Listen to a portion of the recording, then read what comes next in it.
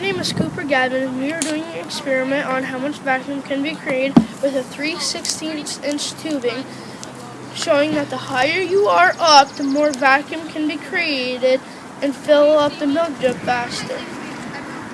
Hello, I am Isaiah Blue, and today I'm going to be working for the research production group. I'm going to be a speaker. Hi, my name is Aiden DeSauce, and I do recording and siphoning. Hi, my name is Keegan Manette, and I work behind the camera. When we tested before, we saw that the higher you are up, the more vacuum created. And when you're lower down, the less vacuum is created. So we're doing a test on the height of the top of a shed with a 3/16 tubing to see how long it takes to fill up a milk jug. Then we're going to take the same line and we're going to go to a blue barrel that's shorter, and we're going to take the time of that and the height and compare them. Increase the height of the suction, it increases the vacuum for the pull, and when we decrease the height of the suction, it decreases the vacuum.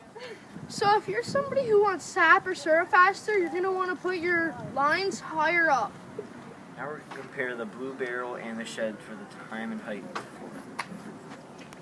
This shows you the difference in vacuuming strength and which you would rather do to have more sap quicker.